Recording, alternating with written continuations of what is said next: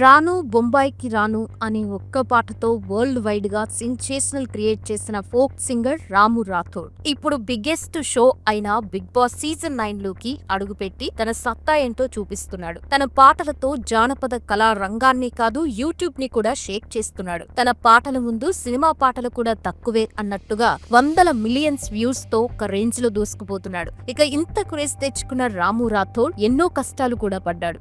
మరి అతను పడిన కష్టాలేంటి, అసలు అతని కెరీర్ ఎలా స్టార్ట్ అయింది, బిగ్ బాస్ అవకాశం ఎలా వచ్చింది, బిగ్ బాస్ అతనికి ఇస్తున్న రెమ్యునరేషన్ ఎంత అనే విషయాలు ఈ వీడియోలో తెలుసుకుందాం.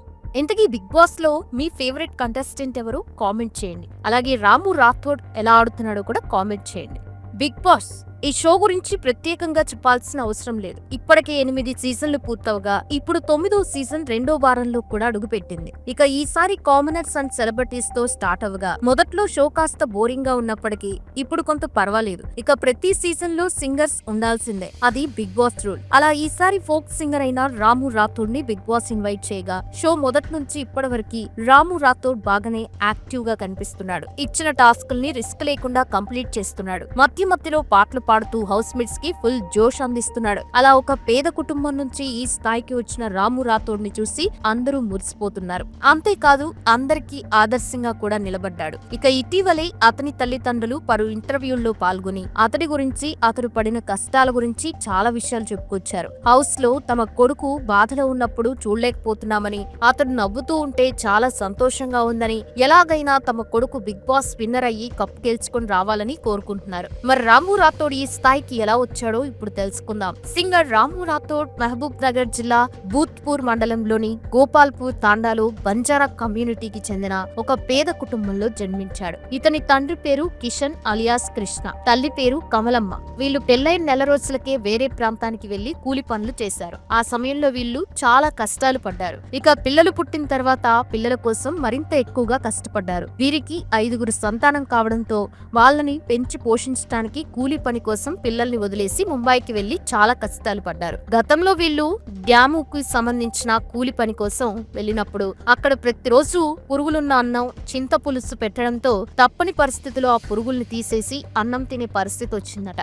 ఇక రాము రాథోడ్ విషయానికి వస్తే ఇతడు భూత్పూర్ మండల్ హై స్కూల్లో 10th వరకు చదువుకున్నాడు. తర్వాత ఇంటర్, డిగ్రీ మహబూబ్ నగర్ లో కంప్లీట్ చేశాడు. అయితే రాము రాథోడ్ కు చిన్నప్పటి నుండి డాన్స్ అంటే బాగా ఇష్టం ఉండేది. తన తల్లిదండ్రులు ముంబై నుండి తీసుకొచ్చిన టేప్ రికార్డులో పాటలు పెట్టుకుని బాగా డాన్స్ చేస్తూ ఉండేవాడు. అలా డాన్స్లలో బాగా పట్టు రావడంతో స్కూల్లో జరిగే కల్చరల్ ప్రోగ్రామ్స్ లో తెగ డాన్సులు చేస్తూ తమ ఊరిలో డాన్సర్ గా మంచి పేరు సంపాదించుకున్నాడు. రాము రాథోడ్ చదువుతున్న సమయంలో సెలవులు ఉండడంతో ముంబైలో తన తల్లిదండ్రుల దగ్గరికి వెళ్లి వాళ్ళు చేసే కూలీ పనుల్లో సహాయం చేస్తూ ఉండేవాడు. అంతేకాకుండా కొన్ని చిన్న పనులు చేస్తూ ఎంతో కొంత డబ్బు సంపాదించుకొని తన తల్లిదండ్రులకి ఇచ్చేవాడు. ఆ సమయంలో అక్కడ కూడా ఒక హిందీ పాట మీద డాన్స్ చేసి బహుమతి అందుకున్నాడని తన తల్లిదండ్రులు చెప్పుకొచ్చారు. ఇక ఇంటికి వచ్చిన తర్వాత డాన్సులు చేయడంతో ఆ సమయంలో తనకి గురువు అయిన ఒక వ్యక్తి తన టాలెంట్ చూసి బాగా ఎంకరేజ్ చేశాడు. తమ ఊరు వాళ్ళు కూడా రాము రాథోడ్ కి సపోర్ట్ చేశారు. అలా రాము రాథోడ్ చిన్న ఈవెంట్స్ లలో, పెళ్లిలలో, షోలలో డాన్సులు చేసి ప్రైజులు గెలుచుకుంటూ ఉండేవాడు. తల్లిదండ్రులు కూడా సపోర్ట్ చేసేవారు. తమకి వచ్చిన కూలీ డబ్బులలో కొంత డబ్బు ఇస్తూ రాము రాథోడ్ ని ప్రోగ్రామ్స్ కి పంపిస్తూ ఉండేవారు. అయితే తన తల్లిదండ్రులు కూలీ పనులు చేస్తూ చాలా బాధలు పడుతూ ఉండడంతో వాళ్ళు పడుతున్న ఆ బాధలు చూడలేక వారికి మంచి లైఫ్ ఇవ్వాలని రాము రాథోడ్ అప్పటి నుండి మరింత కష్టపడడం మొదలుపెట్టాడు.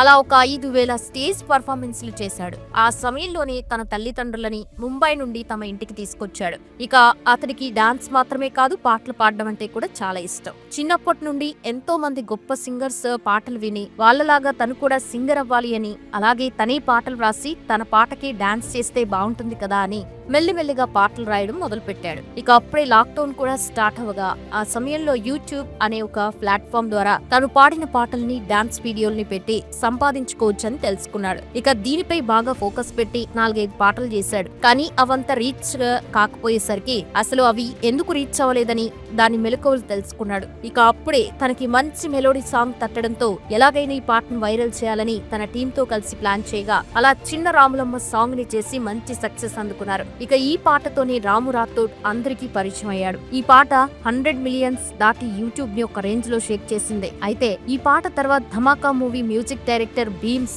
సిసి రోలియో రాము రాథోడ్ కి ఫోన్ చేసే నీకు అవకాశం ఇవ్వాలనుకుంటున్నాను అని స్టూడియోకి పిలిపించాడు. దీంతో రాము రాథోడ్ తనకి ఏకంగా మ్యూజిక్ డైరెక్టర్ ఫోన్ చేసి రమ్మని అనడంతో షాక్ అయ్యాడు. ఆ తర్వాత ఆయన రాము రాథోడ్ తో పలు పాటలు పాడించాడు. ఇక చిన్న రాములమ్మ పాట తర్వాత పలు యూట్యూబ్ ఛానల్స్ కి 25కి పైగా పాటలు పాడాడు. ఆ పాటలన్నీ చాలా వరకు హిట్ అయ్యాయి. దీంతో ఆర్థిక పరంగా కాస్త సెటిల్ అవ్వడంతో తన తల్లిదండ్రులకి ఒక పెద్ద ఇల్లు కట్టించాడు. ఇక ఇటీవలే రాను ముంబైకి రాను పాట చేయగా ఈ పాట యూట్యూబ్ లో సెన్సేషనల్ గా మారింది. ఫోక్ ఇండస్ట్రీలోనే షేక్ చేసింది ఈ పాట. చిన్న పిల్లల నుంచి ముసలి వాళ్ళ వరకు ఈ పాటని బాగా ఎంజాయ్ చేస్తున్నారు కూడా. ఇక ఈ పాటతో రాము రాథోడ్ నేషనల్ వైడ్ గా గుర్తింపు తెచ్చుకున్నాడు. ఇప్పటి వరకు రాము 50కి పైగా పాటలు చేయగా అందులో ఎక్కువగా రాను బొంబాయికి రాను పాట అతని తలరాతను పూర్తిగా మార్చేస్తుంది. ఈ పాటకి ఏకంగా ₹1 కోటి సంపాదించుకున్నాడంటే మామూలు విషయం కాదని చెప్పాలి. అంతేకాదు ఈ పాటకి ఉత్తమ జానపద అవార్డు కూడా అందుకున్నాడు. ఈ క్రేజ్ తో బుల్లితెరపై పలు షోల్లో కూడా పాల్గొని తన పర్ఫార్మెన్స్ తో బాగా సందడి చేశాడు. అలా బిగ్ బాస్ సీజన్ 9 నుండి ఆఫర్ రావడంతో ఈ ప్లాట్ఫామ్ తన కెరియర్ కి మరింత యూజ్ అవుతుంది అని వచ్చిన అవకాశాన్ని వదులుకోకుండా బిగ్ బాస్ షోలోకి రీసెంట్ గా బ్లాక్ బస్టర్ అందుకున్న తన పాట రాను బొంబాయికి రాను అనే పాటతో ఫుల్ జోష్ తో ఎంట్రీ ఇచ్చాడు. నాగార్జునతో తన పర్సనల్ విషయాలు చెప్పుకొని తనకి పాటల మీద డాన్స్ మీద ఉన్న ఇంట్రెస్ట్ ని షేర్ చేసుకున్నాడు. తను కోవిడ్ సమయంలో పాటలు పాడడం మొదలు పెట్టానని, అలా ప్రారంభమై ఇప్పుడు బిగ్ బాస్ వరకు వచ్చానని అన్నాడు.